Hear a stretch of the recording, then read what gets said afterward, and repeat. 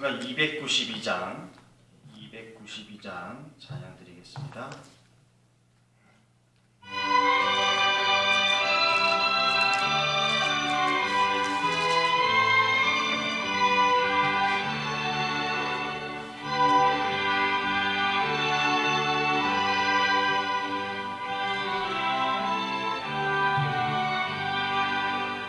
주 없이 살 수 없네 죄인의 구주여 그 귀한 보배 피로 날 구속하소서 구주의 사랑으로 흘리신 보혈이 내 소망 나의 위로 내 영광 됩니다. 주 없이 살 수 없네 나 혼자 못 서리 힘없고 부족하며 지혜도 없도다. 내 주는 나의 생명 또 나의 힘이라 주님을 의지하여 지혜를 얻으리.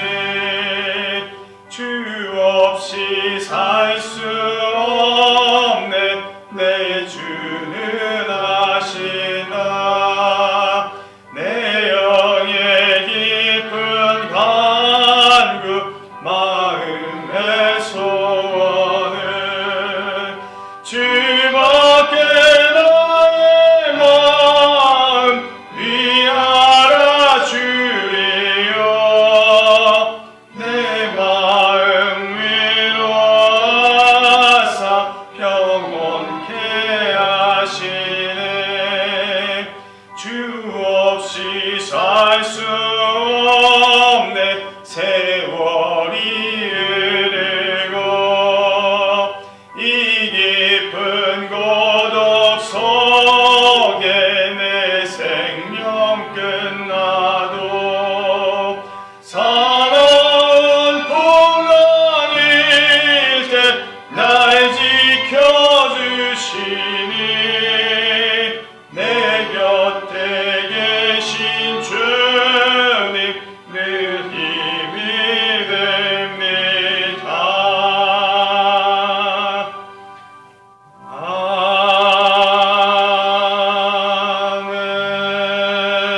아멘.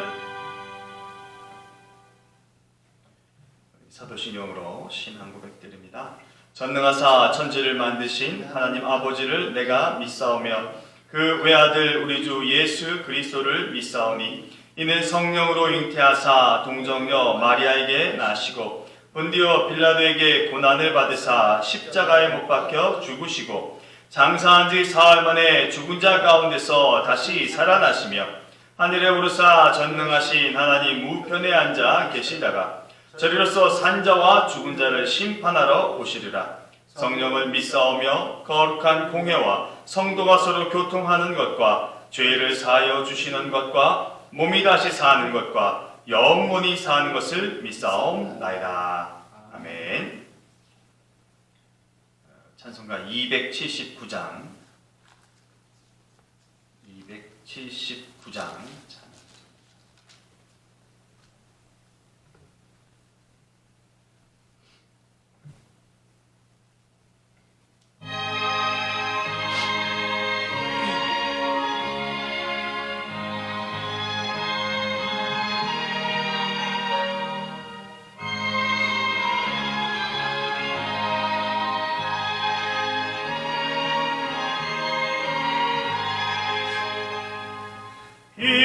인내하신 구세주여 내가 비오니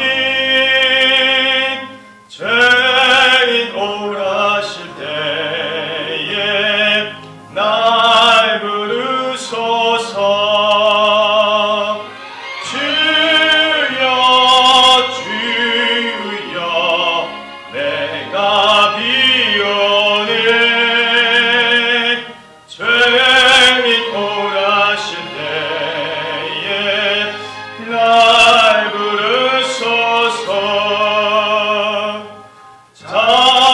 하신 보좌 앞에 엎드려 자복하고 회개하니 믿음 주소서. 주여 주여 내가 비오니 죄인 오라실 때에 날 부르소서.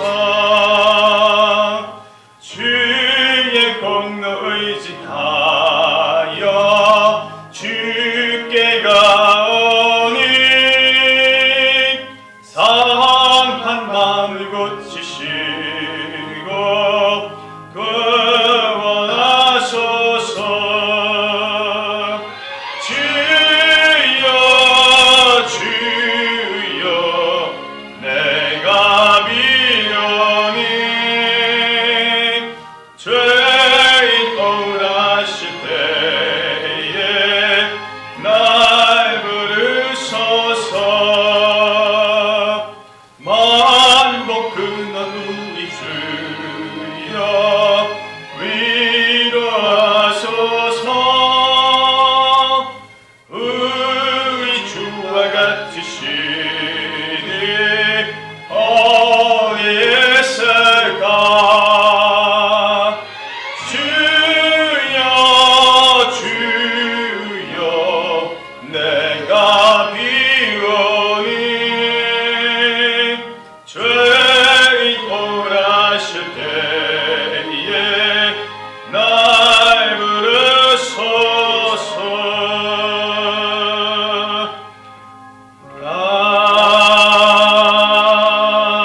아멘.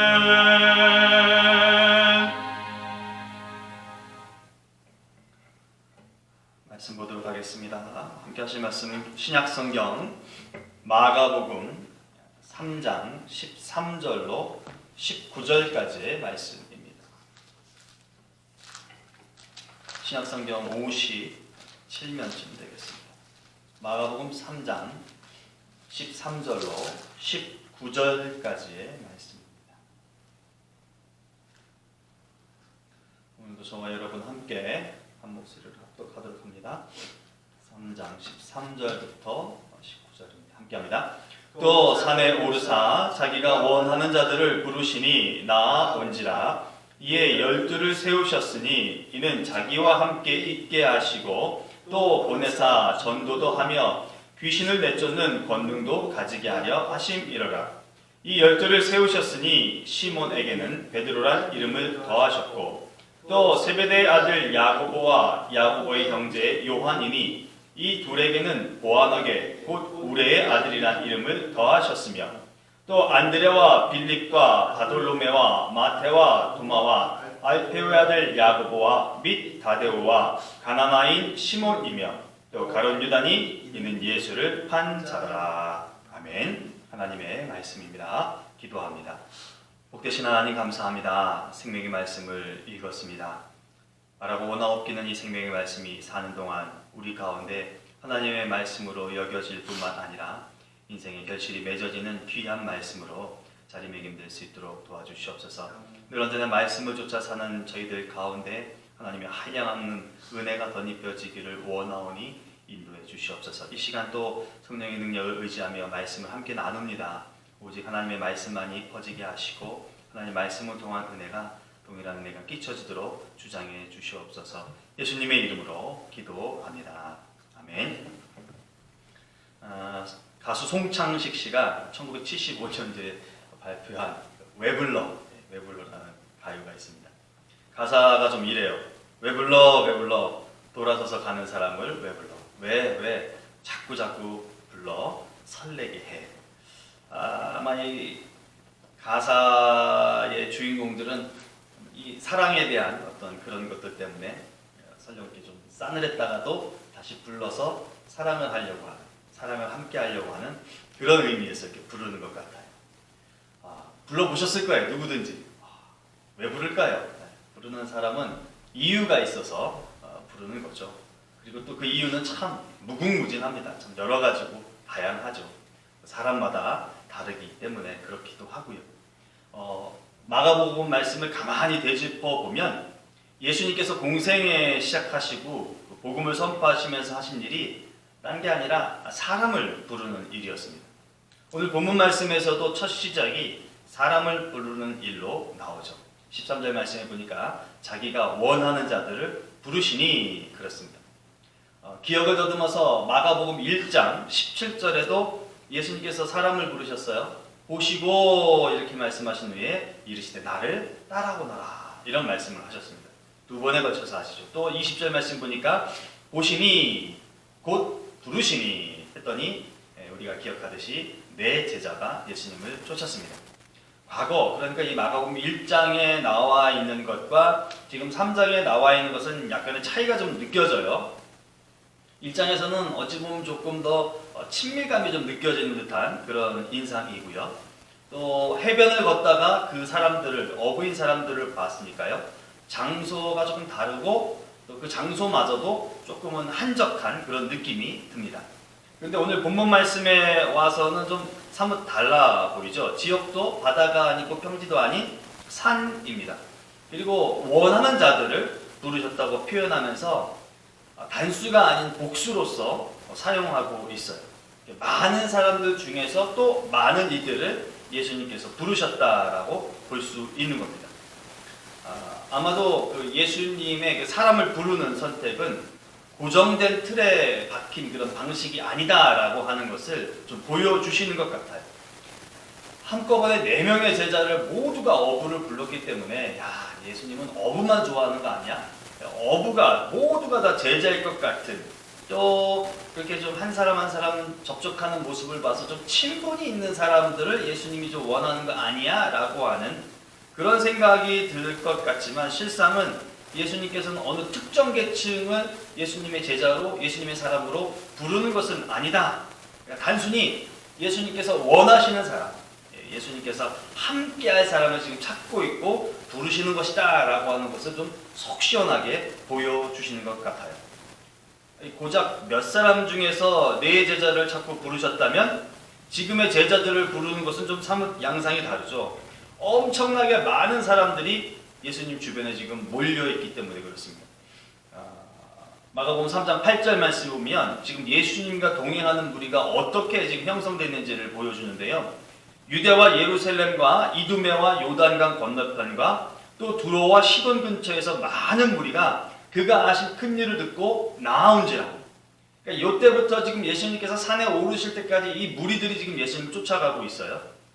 예수님은 지금 가버나움에 계십니다. 갈릴리 호수 그 언저리, 그 주변에 지금 계시는 거예요. 근데 사람들은 갈릴리 호수 아래쪽에 있는 사해바다, 유대 그쪽서부터 지금 치고 올라와서 예수님이 계신 곳까지 나와온 겁니다. 게다가 두로와 시돈이라고 하는 곳은 가버나움보다 더 먼 북쪽에 있는 곳이에요. 그 북쪽에 있는 사람들도 예수님이 있는 남쪽으로 내려와서 예수님과 함께 하고요.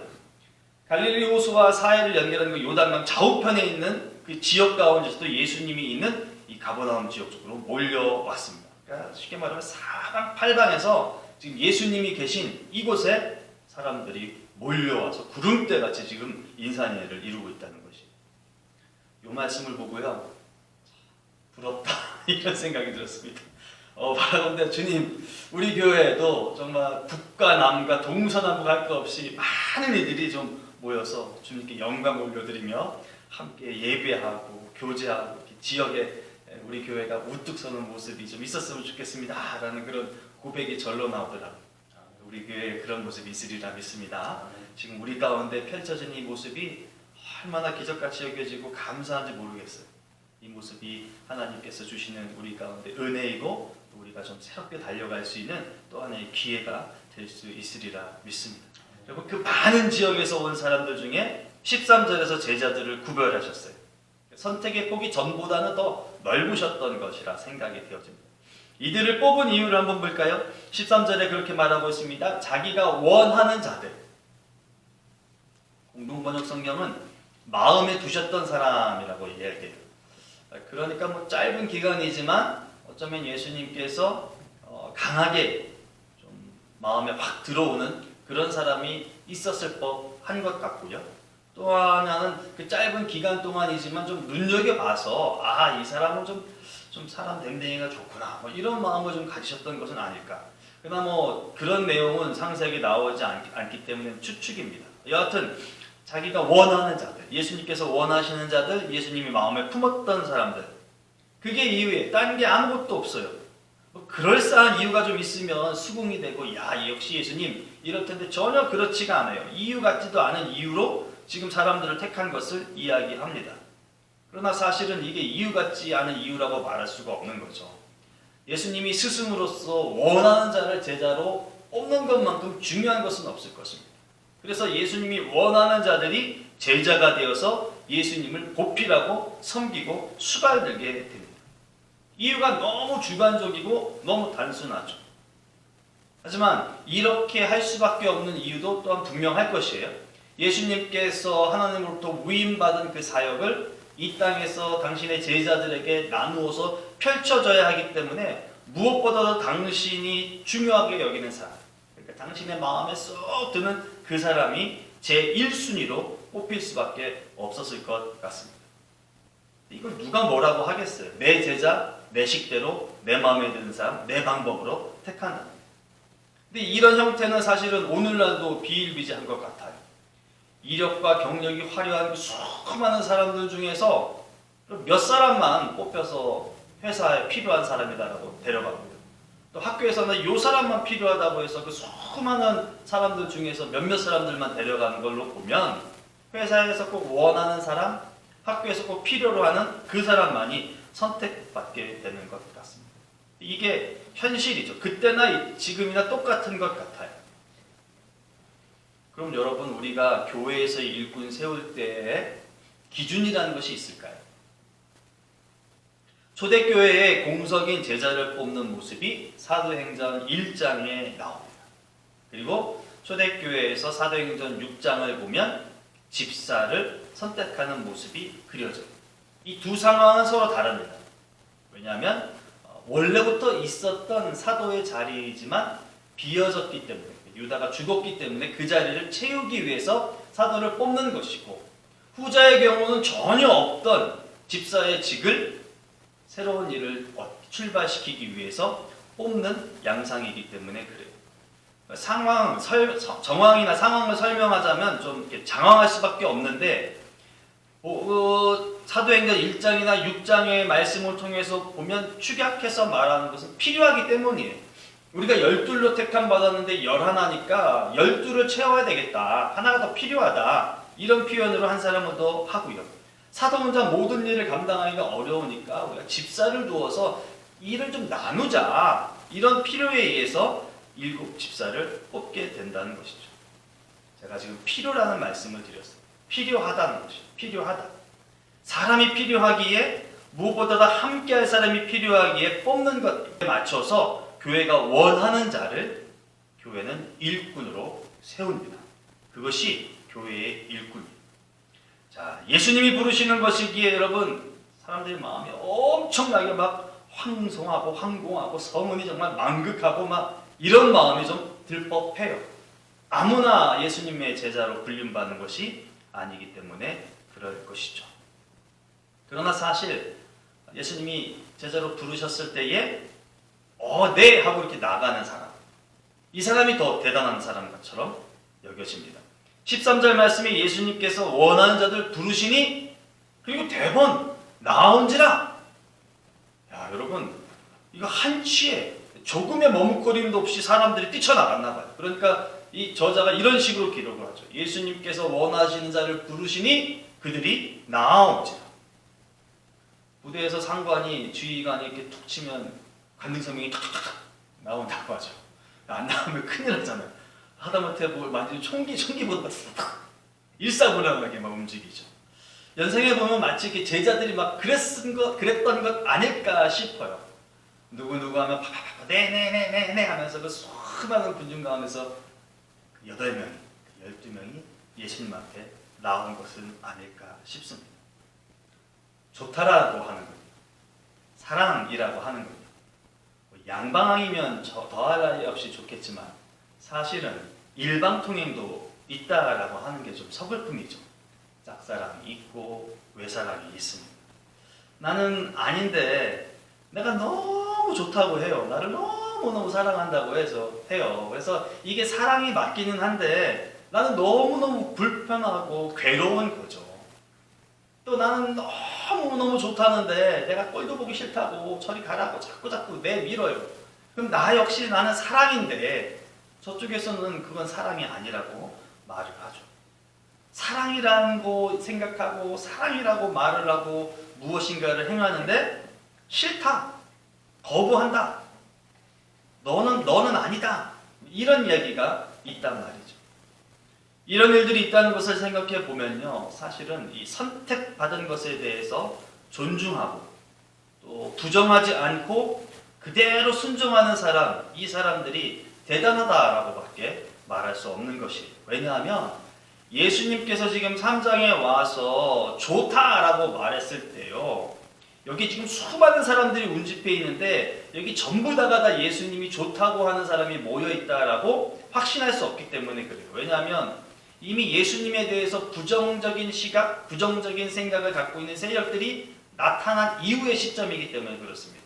그리고 예수님이 가는 곳곳마다 그들이 함께 동행하는 상황 가운데 있었기 때문에 예수님이 불렀을 때의 이 8명, 12명이 전부 다 예수님을 좋아하는 사람이었다라고 단정 지을 수는 없는 거예요. 그러니까 거부할 수도 있고 아니라고 할 수 있고 안 나갈 수도 있는 것이죠. 그런데 다 나갔다는 거예요. 부르는 족족. 그러니 예수님의 말씀에 대해서 이들이 순종했다는 것에 대단함을 칭찬의 이야기를 할 수밖에 없는 것이죠. 우리 다시금 교회의 현주소를 좀 볼까요? 사실 왜 나는 안 세워줍니까?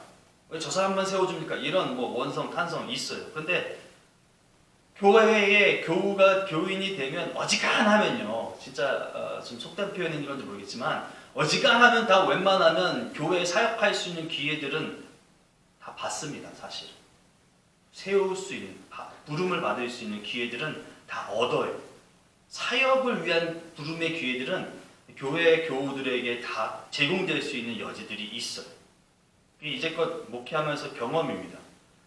직분이 없는 평신도부터 일생을 다하는 항존직에 이르기까지 교회에서 사역에 대해서 권면하고 요청하는 것들은 구성원이 되면, 정상적인 구성원이 되면 다 전혀 없는 게 아니라는 것이죠.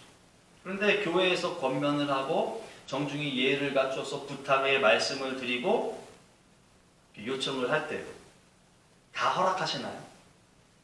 여러분 모두가 지금 예수님의 말씀처럼 부를 때 저희가 여기 있습니다 하고 교회 앞에 다 일사불란하게 나와서 함께 사역에 동참하고 헌신하고 하면 좋겠는데 슬프게도 이건 헛된 기대예요. 그게 정상적인 기대치고 그게 정상적인 모습이어야 될 텐데 이건 현실은 그렇지가 않아요. 일사불란하게 그렇지가 않아요. 왜냐하면 받아들이지 않는 분들이 분명히 계시다는 것이죠. 왜 안 따를까요? 이유를 들어보면 이렇습니다. 첫째, 아유 목사님, 아유 전도사님, 제가 부족해요. 제가 부족해서 저를 사역자로 세우시면 안 될 것 같아요 라고 하는 첫 번째 자기 생각. 시간이 없습니다. 요즘 사업이 너무 바빠가지고요. 요즘 이 회사에서 좀 프로젝트를 맡아가지고요. 제가 시간이 없어요. 나중에 제가 좀 한가해지면 말씀하신 거 제가 충분히 사역에 따르도록 하겠습니다 라고 말하는 두 번째 자기 생각. 아유 나는 아니에요. 저 너무 과하게 보신 거예요. 저분이 다른 분이 저보다 이 사역에 임하시는 게 교회에 더 합당한 모습이고 더 좋은 결실을 맺으실 겁니다 라고 하는 세 번째 자기 생각. 여러분 공통적인 거 느껴지셨어요? 자기 생각이에요. 자기 생각. 표현은 다 달라요. 왜냐하면 상황이 다 다르기 때문에 다 다르세요. 하지만 하나로 축약시키고 하나로 요약해보면 다 당신이 갖고 있는 결정의 생각들이 있으세요. 그래서 교회가 아무리 요청을 해도 내 생각 때문에 교회의 요청을 받아들일 수 없습니다 라고 거절하시는 사유가 있다라고 하는 것입니다. 여러분 이런 유사한 모습을 지닌 사람이 떠오르십니까? 나는 못해요. 나는 아니에요. 다른 사람. 이거 나 아니야? 뭐 이러실 수도 있겠는데, 분이 계실 수도 있겠는데, 모세요. 모세. 여러분, 출애굽기 3장에 하나님은 모세를 부르셨어요. 호렙산 딸기나무 아래서. 야, 여러분, 불이 막 있는데 나뭇가지는 타지 않았대요. 불꽃만 막 화려하게 있는 거예요. 근데 거기서 막 모세야 부르니 얼마나 신기하기도 하고 얼마나 드라마틱하겠습니까? 모세가 하나님 앞에 나간 것이죠. 하나님께서 모세에게 하나님이 갖고 계신 그 원대하고 웅대한 꿈에 대해서 말씀해 주시고, 이것을 해결할 자가, 이것을 함께할 자가 너다라고 하는 것을 알려주시는 것이죠. 그래서 너를 세우겠다. 황홀지경에 빠질 수 있을 법합니다. 근데 사실은 겁도 날 수 있겠죠. 예. 그렇게 어마어마한 프로젝트의 계획 가운데 내가 해보지도 않은 사람이기 때문에 겁날 수도 있겠어요. 그래서 하나님이 어떻게 하십니까? 얼레고 달래고 온갖 것들을 다 보여주시죠. 이적도 기적도 막 다 보여주십니다. 그쯤 되면 모세가 좀 수긍을 해야 될 텐데, 그래도 막 아니라고 하니까 하나님께서 동역자까지, 너 혼자 가는 거 아니야, 함께하는 사람이 있어 보내주세요. 근데 여러분, 아닌 말로 들을 거 다 듣고 볼 거 다 보고 하는 모세의 말이 무엇입니까? 출애굽기 3장 13절에 이렇게 얘기해요. 오 주여, 보낼 만한 자를 보내소서. 이래요. 볼 거 다 보고 하나님 짐 다 빼놓고서 이런 얘기를 합니다. 하나님 어떻게 하셔요? 엄청 화내시고요. 출애굽기 3장 14절에 여호와께서 모세를 향하여 노하여 이르시되 라고 하세요. 그리고 여러분 그거 느껴지시나요? 그리고는 화면이 바로 바뀌어요. 하나님께서 호련히 이렇게 떠나가십니다. 그리고 다른 장면이 기록이 돼요. 하나님이 엄청 화를 내셨어요. 모세도 어지간히 하나님을 속을 썩인, 그래서 간신히 소명을 받던 그런 사람이에요. 그런데 하물며 오늘 본문에 나와 있는 이 사람들은요, 한순간의 망설임도 없이 예수님께서 불렀을 때에 전부 다 예수님 앞에 나왔다는 거죠. 그 부르심에 기꺼이 수용하고서 그 옆에 섰다는 것이 보여지기 때문에 대단하다라고 밖에 말할 수 없는 것이. 이유는 모르겠어요. 어떤 이유 때문에 나왔는지는 말할 수는 없지만 이들이 보여준 태도 자체만큼은 정말 최고의 모습이다라고 하는 것이죠. 그래서 세운 자가 12입니다. 12. 이스라엘의 지파가 12이에요. 모세가 시내산에 산을가 계명을 받은 후에 세운 돌이 지파 수에 따라서 12이에요. 혹 12이 뭘까? 여기에 너무 깊은 고민을 하지 않으시기를 바랍니다. 사도행전 6장에서 집사님들이 뽑힌 그 숫자는 7이에요. 그러니까 우리가 이 숫자에 너무 그렇게 의미를 자꾸 이렇게 붙들려고 하지 않으셨으면 좋겠어요. 왜냐하면 필요하니까 그렇게 된 거겠죠. 필요하니까 12명의 제자를 얻으신 거예요. 그리고 필요하니까 7명의 집사를 세운 것입니다. 그러니 그 이면의 깊은 의미가 뭘까라고 하는 것보다는 필요에 의해서 세워진 숫자구나, 필요에 의해서 세워진 사람들이구나 라고 하는 것에 좀 더 우리가 초점을 맞추는 게 좋을 것 같습니다. 다시 한번 14절과 15절 말씀을 보죠. 자기와 함께 있게 하시고 보내사 전도도 하며 귀신을 내쫓는 권능도 가지게 하려 하심이라 라고 말했습니다. 이게 예수님께서 제자를 부르신 목적입니다.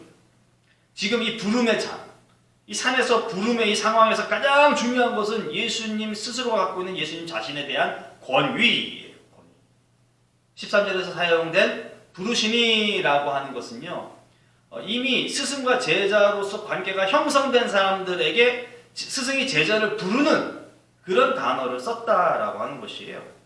그러니 이거는 스승이 제자를 부르니까 전혀 거부할 수 없는, 따를 수밖에 없는 그런 의미가 내포되어 있는 단어라고 하는 것입니다. 그런 의미가 14절과 15절에서도 엿보이죠. 함께 있게 하시는 것이 주 목적인데, 왜냐하면 제대로 알고 배워야 하기 때문에 그렇습니다. 그런데 함께하지 않을 때가 있는 것처럼 보이기도 하죠. 전도할 때. 그런데 그 전도도 제자들이 스스로 가는 게 아니에요. 선생님이 보냄을 받을 때에 전도할 수 있는 지역까지 나가게 되는 겁니다.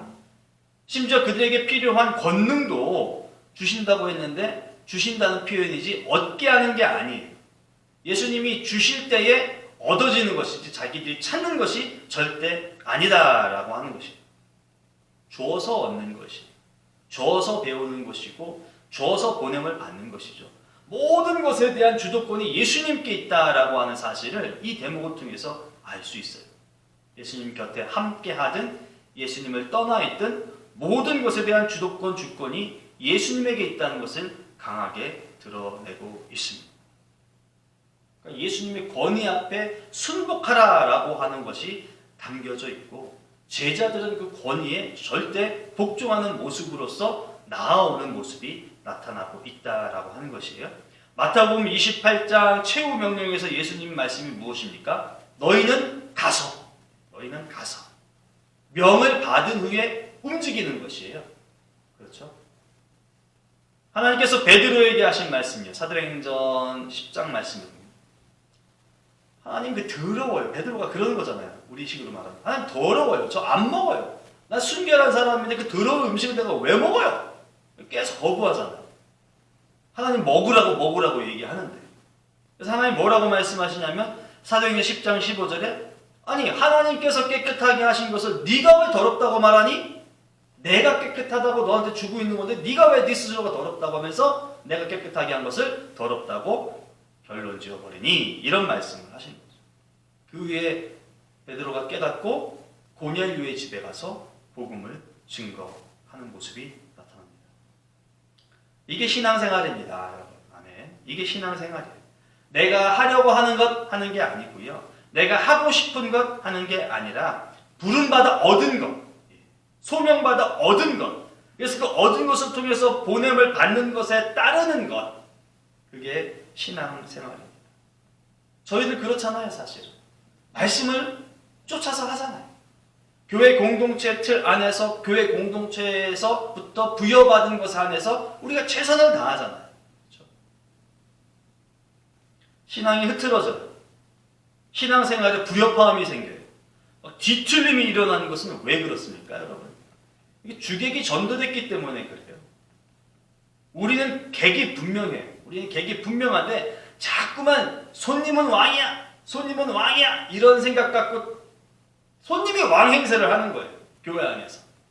우리는 그저 손님인데 주인은 따로 있는데 그래서 자꾸만 심각한 마찰이 생겨나는 거죠. 왕은 따로 있고 주인은 따로 있는데 손님이 와가지고 왕 행세를 하고 주인 행세를 한다고 큰 소리 빡빡 치고 그러니까 불협화음이 자꾸만 생길 수밖에 없는 거예요. 그리고 그 뜻에 따라지지 않으니까 서운하고 화가 나고 자꾸 뒤틀리는 일만 경험하게 되는 것이죠. 이게 착각입니다, 여러분. 우리는 그 착각에서 벗어나야 돼요. 그 오해를 버려야 돼요. 이게 하나님께 대한 불손함이에요. 우리는 객입니다. 객. 교회 안에서 객이에요. 시편 기자는 이렇게 가르치죠. 시편 2편 7절에 내가 여호와의 명령을 전하노라. 여호와께서 내게 이르시되 너는 내 아들이라. 오늘 내가 너를 낳았다라고 말씀을 합니다. 사도 요한은 또 이렇게 가르침을 줍니다. 요한복음 2장 12절에서 영접하는 자, 곧 그 이름을 믿는 자에게는 하나님의 자녀가 되는 권세를 주셨다라고 말씀하셨어요. 아멘. 영원한 제자예요. 저와 여러분들. 제자로 부름받아서 마태복음 28장에 보면 세상 끝날까지 제자로서의 삶을 감당하라 말씀하셨어요. 그래서 그 받은 바, 내 것 갖고 하는 게 아니라 부여받은 것 갖고 하기 때문에 청직이에요. 게다가 또 명확하게 말씀하신 것은 아들이라고 말씀하시고 자녀가 되는 권세를 주셨다고 했어요. 그러니까 우리 스스로를 표현할 수 있는 것은 최대한 표현할 수 있는 것은 자녀이고 청직이고 제자입니다. 성경 어디에서도 예수님을 넘어서 하나님을 뛰어넘어서 주인 노릇하라고 가르쳐준 대목은 한 군데도 없어요. 그런데 자꾸 이 속에서 꿈틀꿈틀거리고 내가 주인인데 내가 왕해야 되는데 이런 생각 나올 때마다 회개하셔야 돼요. 예수 그리스도의 이름으로 물리치셔야 돼요. 사악한 사단이 우리를 흔들려고 주는 악한 생각이에요. 성경의 가르침을 따르자면 우리는 절대 주인 될 수 없습니다. 주인 같아 보인다고 말하는 것도 합당치 않은 표현이에요. 우리는 자녀이고 청지기이고 제자이고 오직 머리 대신 예수님, 이 땅에 그리스도를 보내주신 하나님만이 주인 되시고 왕 되시는 분이다 라고 하는 것을 고백하시고 믿으시고 흔들리지 않으시기를 바랍니다. 많은 이들 가운데서 부르셨어요. 누구를요? 본문에서는 제자들. 오늘날 이 땅 애플턴 지역 가운데서는 우리들을 부르셨습니다. 왜? 우리 교회의 필요에 의해서 우리를 불러주셨어요. 우리 교회를 통한 하나님의 원대하고 거룩한 그 뜻 때문에, 기대 때문에 우리를 불러주셨어요. 믿으시기를 바랍니다. 아멘. 우리 모두 예수님에 대한 알을 제대로 갖고 우리 위치, 나의 위치를 좀 명확하게 지켰으면 좋겠어요. 목회자는 목회자로서, 성도는 성도로서, 직분은 직분자로서 우리 각자의 위치에서 우리에게 주어진 사역, 우리에게 주어진 소명, 그 사명을 잘 감당함이 오늘 예수님께서 제자를 부르신 것에 합당한 모습을 우리도 이 시대에 우리 교회를 통해서 이 지역사회를 통해서 펼쳐나가는 것이다 라고 하는 것을 기억하시면 좋겠습니다. 주권은 오직 예수님께 있다라고 하는 사실을 인정하면서 성도로서 제자로서 삶을 누리는 우리 모두가 되시기를 주님의 이름으로 부탁드립니다. 기도합니다. 감사합니다 하나님. 우리 아무짝에 쓸모없는 사람 그냥 내버려둬도 될 법한데 하나님께서 예수 그리스도의 자녀로 불러주시고 또 더 하나님의 가까이 나아갈 수 있도록 우리 교회를 통하여서 헌신하고 또 배움의 과정을 갖고 예배를 드리고 또 같은 뜻을 지닌 공동체원들과 함께 삶을 나누고 복음을 나누고 사역에 전념할 수 있는 우리로 만들어 주셔서 감사합니다. 늘 언제나 순종하는 모습 있게 해주세요. 바라건대 늘 언제나 그런 모습이 있기를 원하지만 사실은 그렇지 못하기 때문에 주께 간구합니다. 성령님 우리를 지켜 보호하셔서 내 마음이 자꾸 불쑥불쑥 튀어나올 때마다 말씀으로 또 하나님의 뜻 가운데 우리를 자를 걸 잘라주시고 제거시킬 걸 제거주시어서 온전한 모습을 지니고 바른 모습을 지니고 믿음 가운데 우리 교회를 통하여서 하나님께서 허락하신 일들 잘 감당하는 우리 모두가 되게 허락하여 주시옵소서. 오늘도 귀한 말씀 함께 나누게 하신 주님 감사합니다. 예수님의 이름으로 기도합니다. 아멘. 우리 이 시간에 우리 교회를 위해서 우리 자신들의 기도 제목 위해서 함께 잠시 기도하도록 하겠습니다. 함께 기도합니다. 감사하신 아버지 하나님 고맙습니다. 오늘도 우리 교회 가운데 하나님을 향한 예배의 소리가 울려 퍼지게 하시니 감사합니다. 주님을 향한 찬양이 울려 퍼지고 기도가 넘쳐나게 하시니 감사합니다. 늘 언제나 우리 예배당에서 하나님을 찬양하고 높여드리는 소리가 울려 퍼지게 하시고 흩어져 있는 곳에서마저도 하나님을 경배하고 높이는 우리 교우들이 넘쳐나도록 인도해 주시옵소서. 모이게 힘쓸 수 있도록 우리 믿음을 더욱더 견고케 하여 주시고 성령 하나님께서 우리 삶과 환경을 이끌어 주셔서 우리가 모여야 될 때 마땅히 모이는 거룩한 신실한 믿음의 공동체에 이루도록 도와주시옵소서. 예배를 통하여 영광 받아주신 아버지 하나님 한량없는 은혜를 덧입혀 주셔서 이 땅에 하나님의 힘을 갖고 하나님께서 부여하시는 능력을 갖고 아버지 예수님과 합동해 있던 제자들처럼 우리 이 시대의 제자로서 삶을 살아가도록 도와주시옵소서. 이 밤에 편안한 시간 누리게 하시고 또 잘 지나였다가 또 예배로 기도회로 모이고 주의를 잘 지켜 모일 수 있는 우리가 될 수 있도록 지켜보아 주시옵시고 특별히 우리 교우들의 생업에 하나님이 복을 나리어 주시어서 견고하고 든든한 생업의 장이 되도록 힘써 주시옵소서. 영육의 강건함을 더하여 주시옵소서. 우리 교회 지켜주시니 감사하고 우리 교회를 통해서 은혜를 넘치게 해주셔서 고맙습니다. 예수님의 이름으로 기도합니다. 아멘. 주기도문 하심으로 예배를 마칩니다. 하늘에 계신 우리 아버지여 이름이 거룩히 여김을 받으시오며 나라가 임하시오며 뜻이 하늘에서 이루어진 것 같이 땅에서도 이루어지이다. 오늘 우리에게 일용할 양식을 주시옵고 우리가 우리에게 죄 지은 자를 사하여 준 것 같이 우리 죄를 사하여 주시옵고 우리를 시험에 들게 하지 마시옵고 다만 악에서 구하시옵소서. 나라와 권세와 영광이 아버지께 영원히 있사옵